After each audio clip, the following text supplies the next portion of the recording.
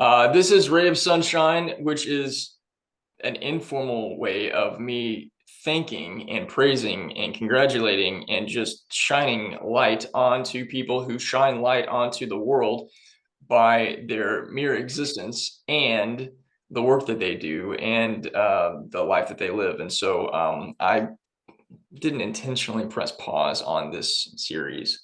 It's more that I press pause on a lot of things in life.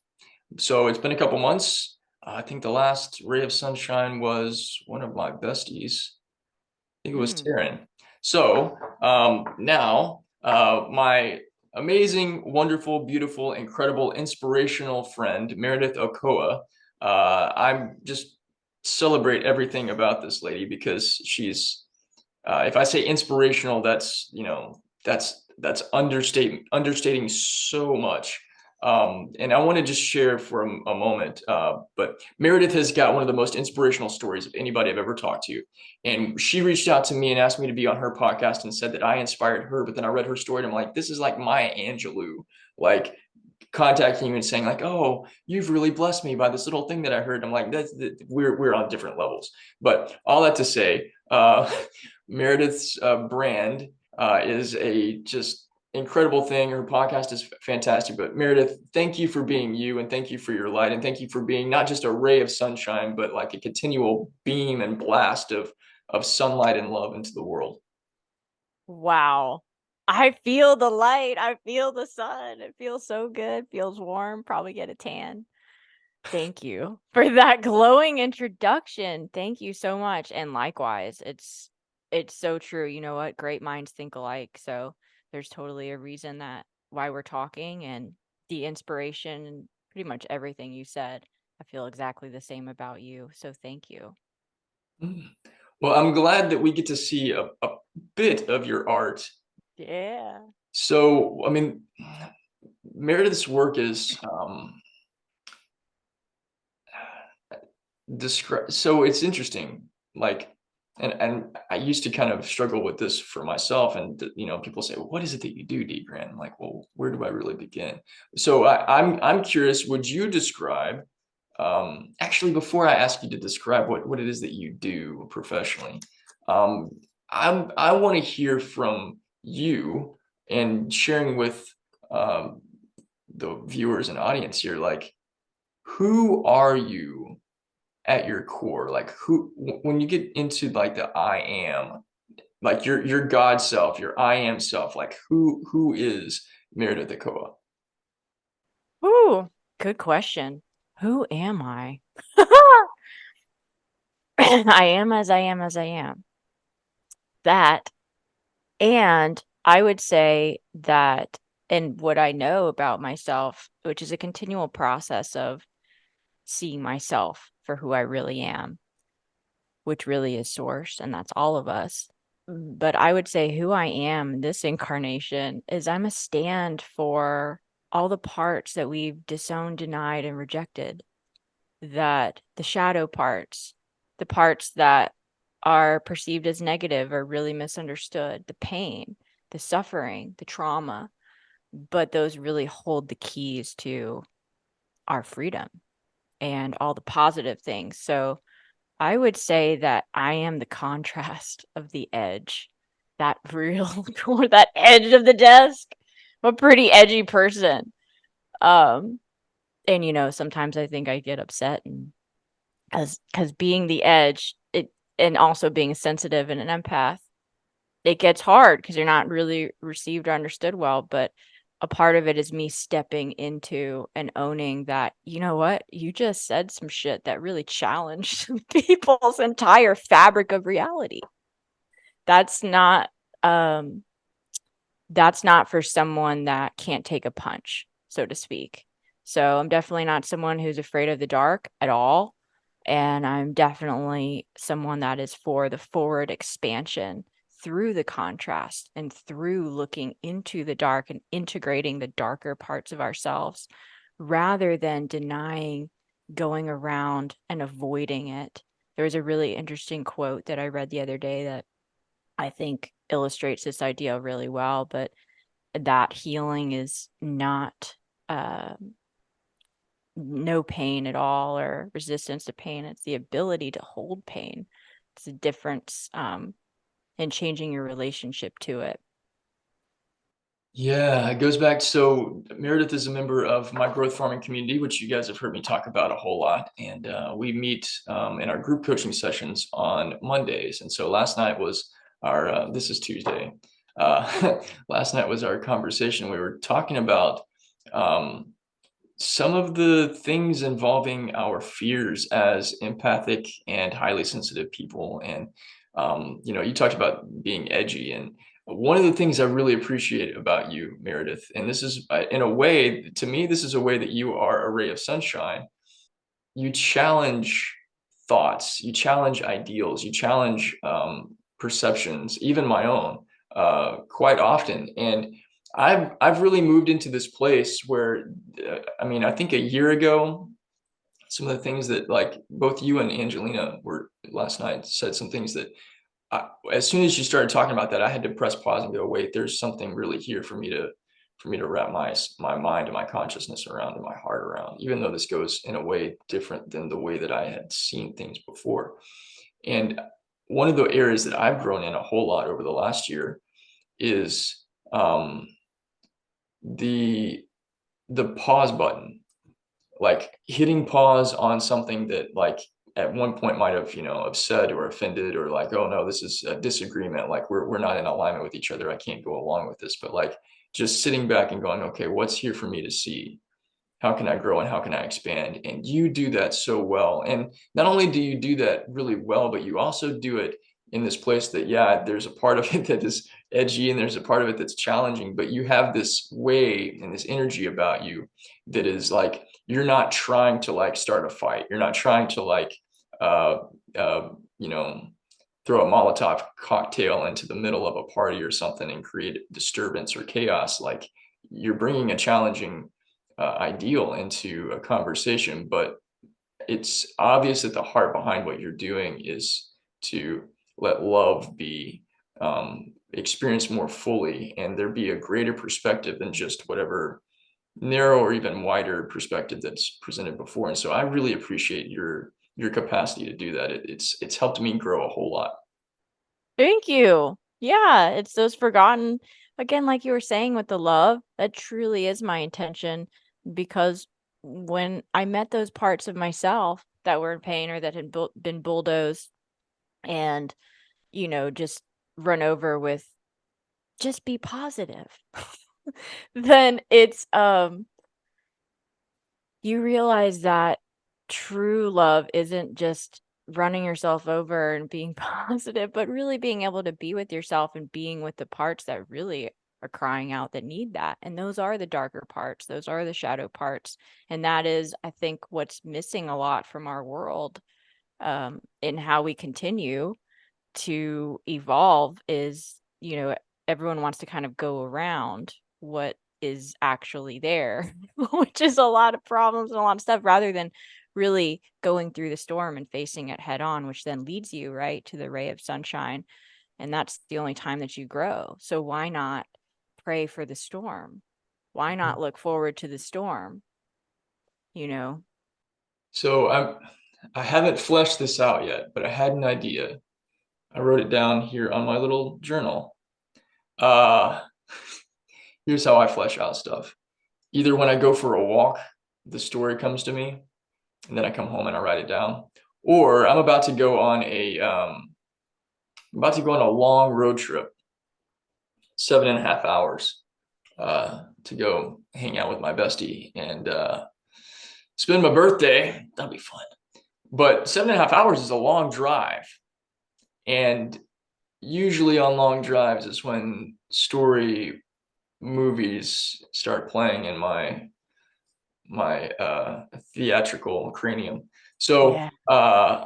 but here's everything you just said ties into this story idea that I have about trying to have some sort of life without pain, or trying to manifest some sort of reality that is completely void of struggle or difficulty or any kind of suffering, versus having those experiences and being being the love for yourself and sitting with yourself in the midst of those difficulties and those challenges and those pain points, because not only is that what love does, but that's actually where the strength of love comes from. And so the concept is that it's a very manifestation, Neville Goddard, Joe Dispenza sort of thing, where you've got the quantum field of infinite possibilities, and you've got two versions of the same person on opposite sides of that in the middle. Mm-hmm.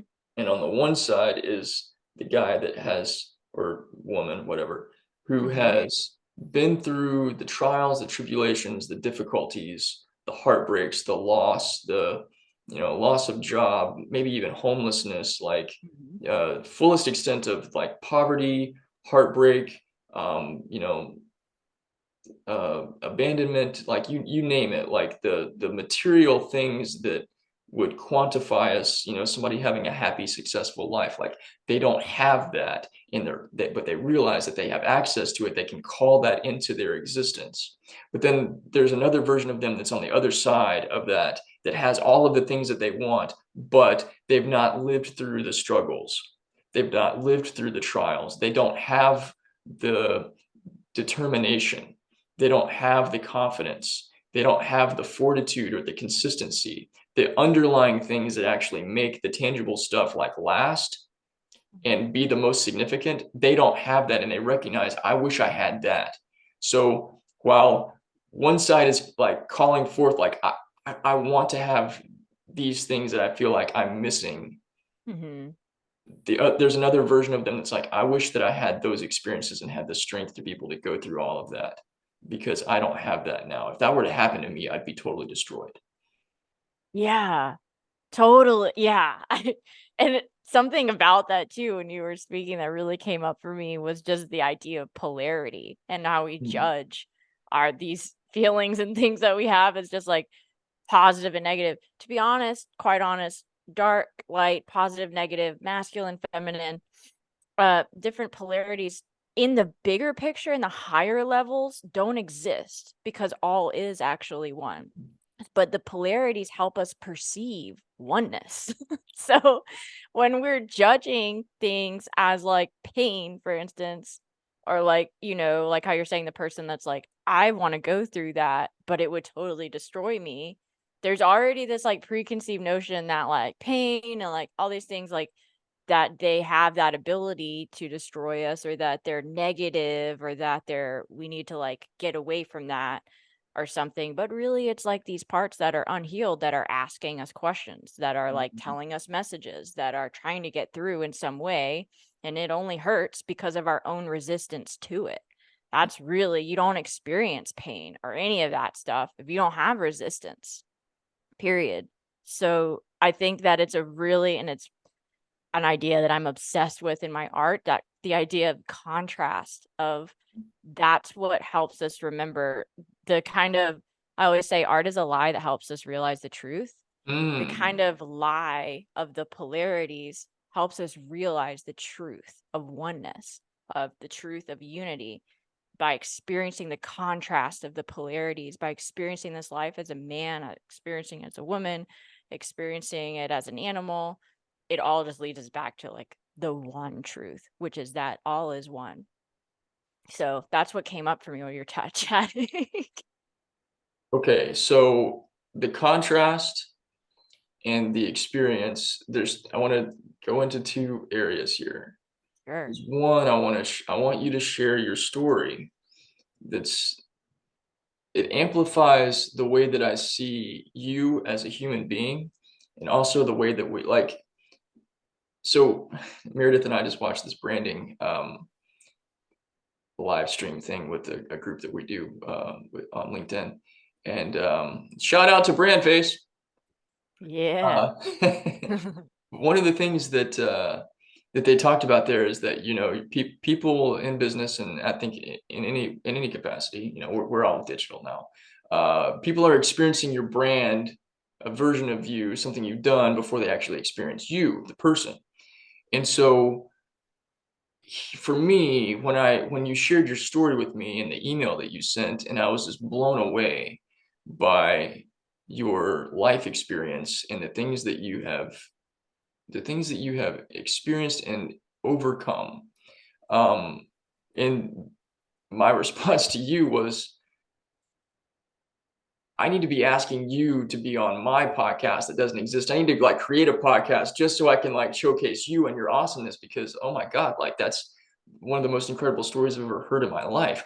But Meredith, and I'm always afraid I'm going to mispronounce this. Uh, is it endometriosis? Is that it? Perfect. Yep. Endometriosis. Yep. Okay. Meredith healed herself from endometriosis, and that is um, like I've got a grid for a lot of things, but like that's something I'm still trying to find the grid for. Self-healing is something that I've been doing since I was 14, but not on that level. Like I've self-healed from, symptoms of like flu-like stuff and a staph infection a couple of years ago, but like nothing close to endometriosis. And so, but here's the thing, hearing and reading your story and then hearing you talk about it, it shapes the way that I see you. It shaped the way that I saw you the first time we had a conversation because I felt like, okay, I'm having a conversation with this person who like from a whether you look at it from a spiritual manifestation mode or you look at it from somebody that's like got superhero powers or well, just a super inspirational individual, like it there, it gave me all this reverence and respect and awe of you as a person. And now, months later, you and I continue to have dialogue and conversation and exchange, messages through text and all kinds of stuff. Like, and it deepens the deal. But I want you to share your story so that people can know part of what my experience was like in their own way, but also because feel that it brings this aspect of what our conversation has been about in terms of the edginess and the contrast and the different ways of like moving through life and embracing our own pain instead of like resisting it and trying to go into some sort of positive mode, which I have done way too much in my life. So please share your story, Meredith.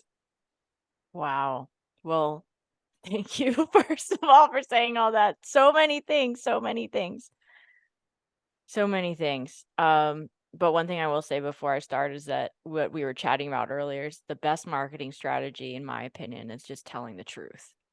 Right. And that's a huge part of branding, huge part of branding. And I didn't tell this story for a long time. I lived like two lives. I never explored it in my art, endometriosis, having endometriosis. So I lived in hell for about 17 years with endometriosis. And what that means basically is you are kind of living a double life because periods, menstrual cramps, menstruation in general is a pretty taboo topic. Like the quickest way to get a guy to stop talking to you, police officer or whatever, just mention your period. That's all you have to do. Like that's such the I say that comedically because it's just a sign of like how disconnected we are because technically like we all came from a period. We all came from someone with a period. We had to even exist here, but we can't talk about it. We can't talk about things like sex, pain with sex, things like that.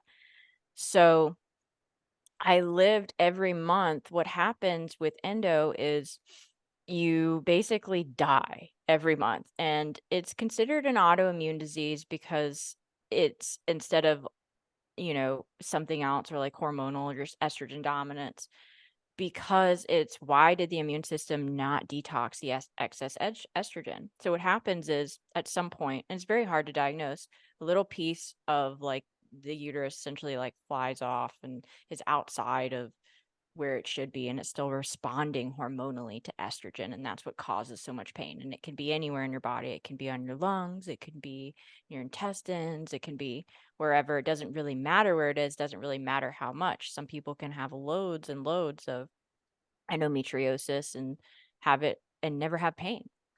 then there's some people like me who can have something just embedded in their pelvic muscle in the perfect place, and you can never remove it unless you remove everything, right?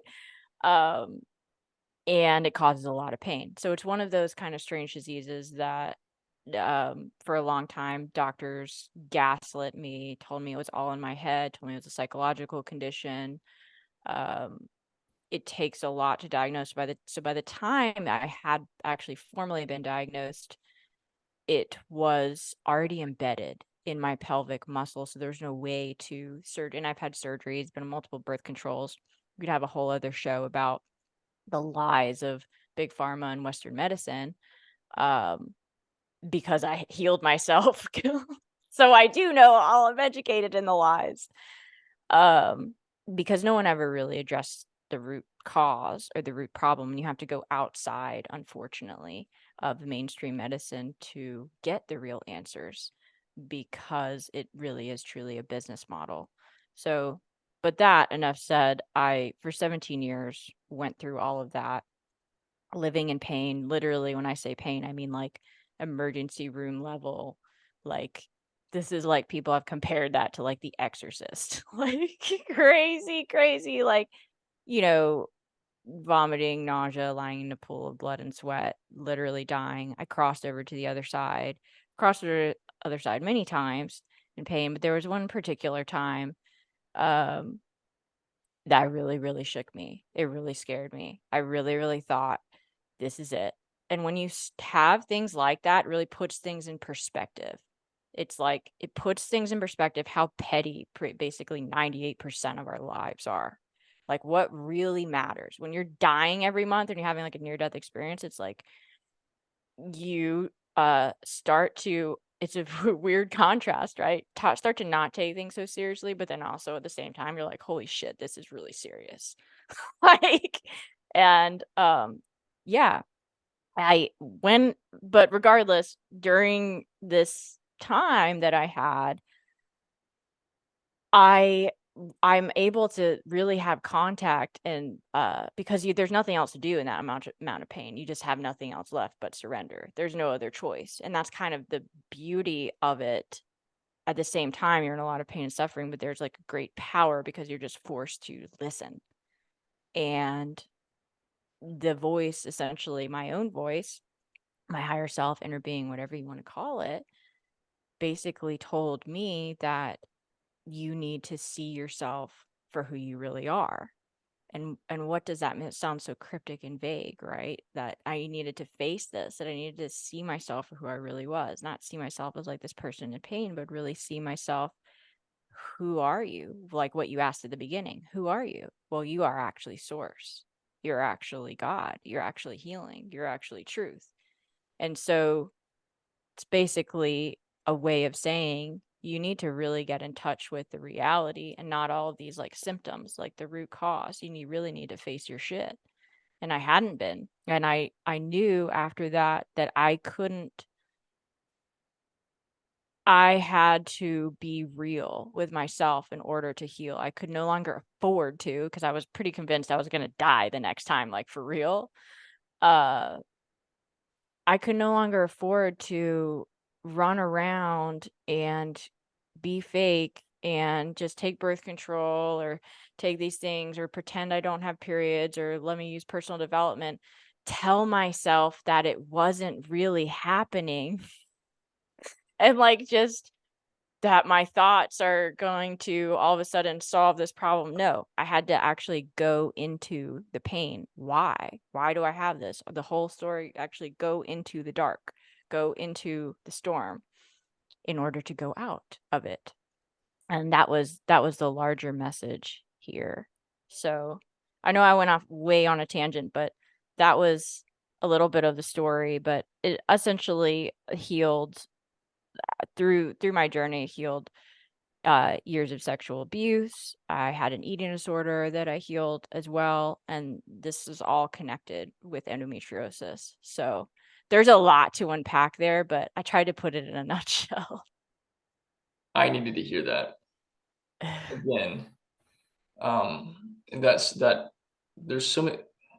I just had a deja vu moment, to be honest with you, because you said something and I started writing it down, and then I had this realization that, wait, I've lived this moment before, where I was hearing you talk, saying the Mm. exact thing that you were saying, and I was Oh, writing the exact same thing that I was saying on a notebook, sitting in the same chair that I'm sitting in now. Like I've lived this moment before. wow, good sign. That's a really good sign. That's awesome. Yeah. Synchronicity. Yeah. Oh, that's a trip. Um, and I had this thought when we first started talking today. Seeing that painting behind you made me think of this. Like knowing your story, and so a lot of your art, or actually all of your art, you combine these two very similar but also very different art forms, painting with photography. I've got people in my life I've got someone in particular in my life that is a photographer, and another person in my life that is a painter, a fantastic painter. Mm-hmm. That I'm going to connect you with. We're gonna sync All right. we're gonna sync it up so that you and Stephanie can have a conversation, because I think it will be fantastic. But the way that I see your artwork and the way that you communicate your photography, painting together reminds me of some sort of like interesting combination of, I'm going to bring Maya Angelou back into this, because she, as a poet, challenged ideals and understandings and belief systems in this, like the way that she used words to, you know, challenge us in the way that we saw things, but also have this kind of underlying thing underneath it. It was a very gentle hand that was, holding a bunch of very broken things.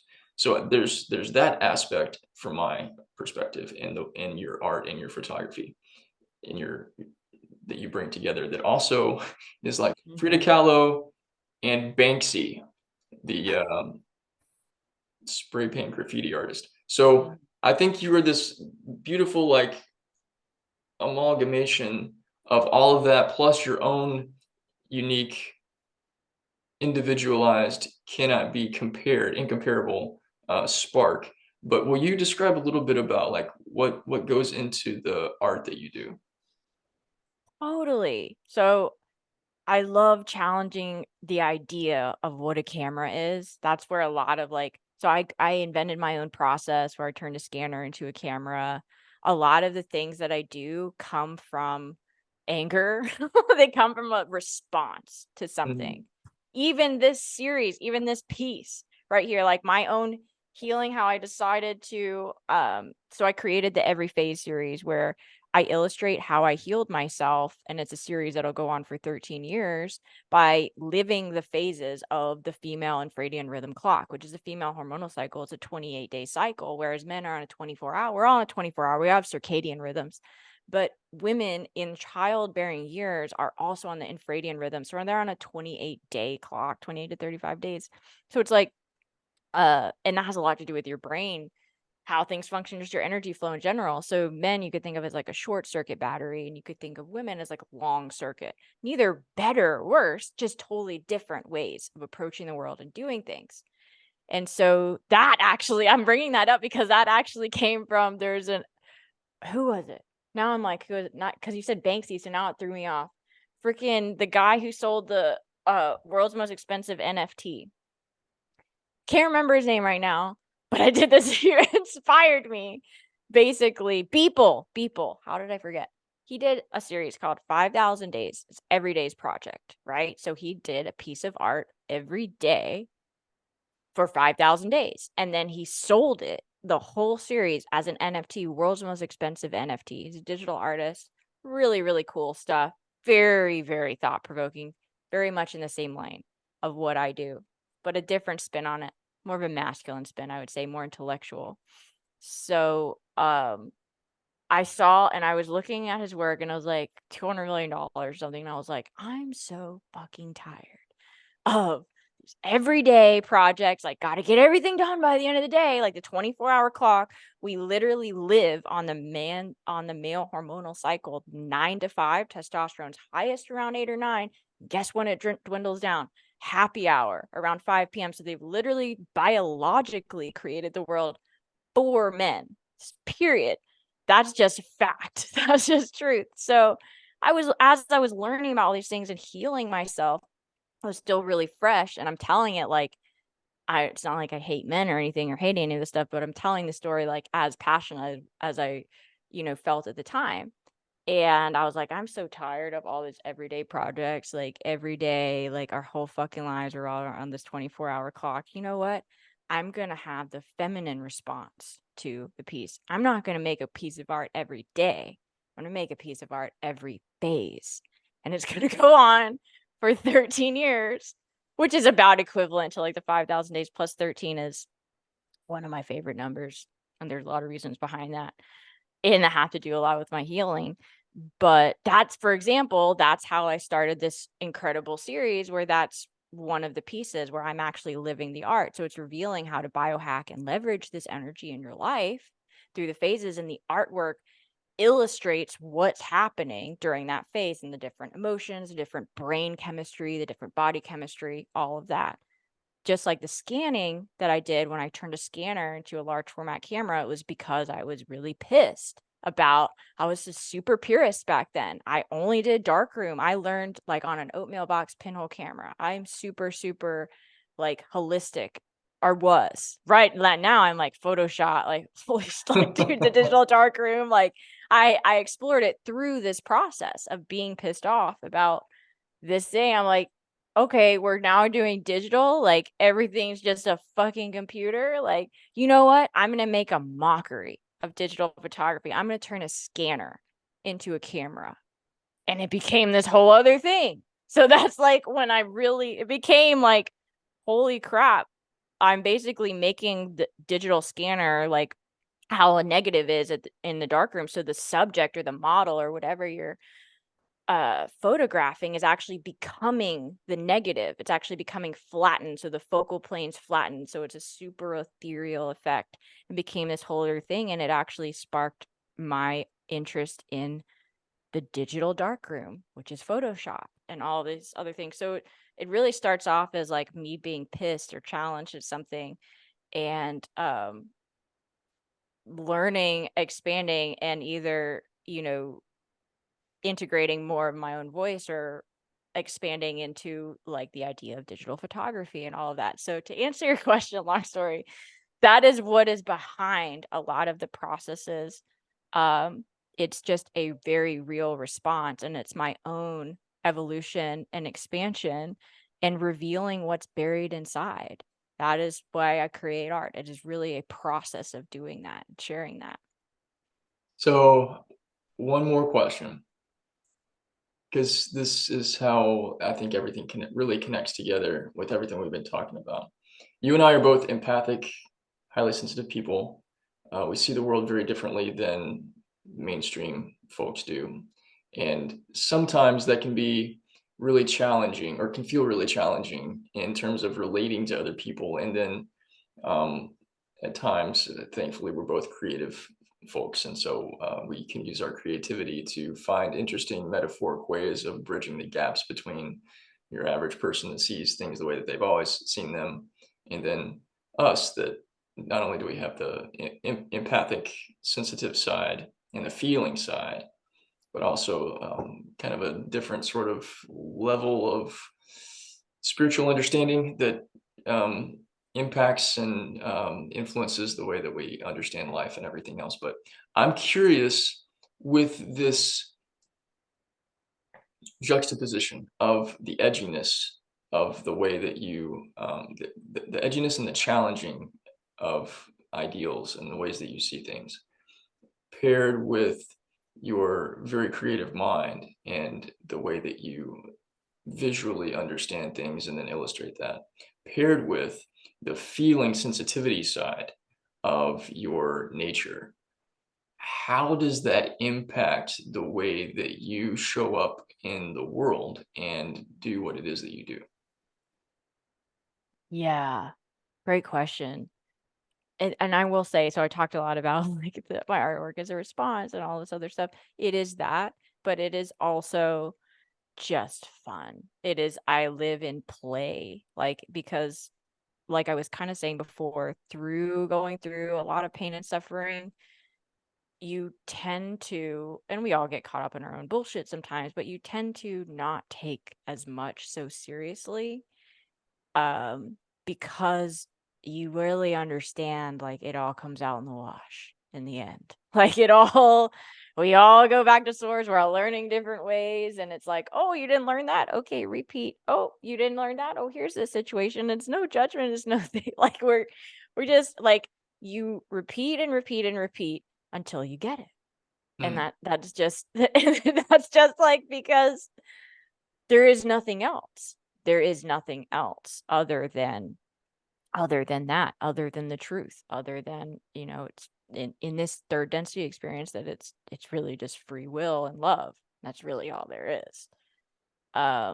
So how I bring, or how that impacts being an empath and being highly sensitive and all of these things influences my work, it absolutely does, because you have a greater, um essentially, being an empath and personal development, other people will be like, oh, it just means to have a lack of boundaries. Okay, there's a lot of empaths that are very poor with their boundaries, but it doesn't actually mean that. It basically, if you're empathic, you're highly sensitive, you have a natural attunement to the truth, which is oneness. And that is why you feel other people. That is all that it is. It's not because you're bad, or you haven't learned, or you have no boundaries, or you're weak, or whatever. Like, there's a way to feel the psychic wind on your shoulders and not, and realize, oh, that's just the wind. But when you feel that for the first time, and this takes years of practice, when you feel that for this first time, you might be like, holy shit, I'm so cold. Oh my God, I'm crying. Oh my God, I'm shocked, right? But it's just it's the current. And we all are naturally attuned to that, naturally, as empaths and highly sensitive people. And we incarnated during this time because the world needs more of that. We got here into the world we're in currently because of a lack of sensitivity, because of a lack of knowing the truth, which is oneness. And so people that are naturally attuned to that, it's a gift, because you know the truth. But then on the other side, when you're living in a world that is so disconnected and really doesn't even understand that, it makes it really difficult. So making art for me is really, a lot of it is an exploration of that. And it totally influences my work because of that aspect of play, because of that aspect of just understanding it all comes out in the wash. Because, to be honest, all is one. And being an empath, being highly sensitive, you have a very deep natural understanding of that. Yes, empathic people need to have a different awareness of boundaries than other people. They also need to have a different awareness that they are just different than other people, that they don't necessarily handle problems, like, especially things personal development talks about, in the same way. So it's important not to beat yourself up. And it's something that I look at and deal with and like display in my art a lot too. You have this ability to just like, it's like Rumpelstiltskin, but without having a nefarious agenda up your sleeve. It's like whatever you're doing, there's just gold coming out. Maybe it's the Midas touch. I'm not sure. Um, well, thank you so much, Meredith. Before we wrap up, Mm. I know that there's somebody, and I'm speaking metaphoric. Well, not metaphoric. What is the word? It's an understatement to say that there's somebody. There's numerous people that have heard you speak, felt your energy, felt inspired by your stories, and seen that beautiful painting behind you, that is thinking right now, I want to follow this lady. I want to know more about her. I want to buy all of her art right now. How can you acquiesce them? Absolutely. So just my name, meredithochoa.com. Everything's on there. I'm everywhere. in the Matrix. I'm on all the social media channels. I have YouTube, another effing artist. So meredithochoa.com is more of like my art and things you can buy, whereas another effing artist.com is more of like the services that I offer as a photographer. But they're both me, so they're both married, and you can access either one from either site. And the Every Phase series that's there. And there's also, I'm doing these $50 really, really cute. I don't have one with me right now, but I'll send you one. They're like bite-size art. They're like 2x2 acrylic block pieces of everything in the Every Phase series. So it's a really low cost uh way to start getting into collecting original art, and they're all limited edition. So it's a way also to have like the entire series in your house without it taking over all the walls. So they're really cool. They're basically like little acrylic Legos that you can stack and all of those things. So that's on there too.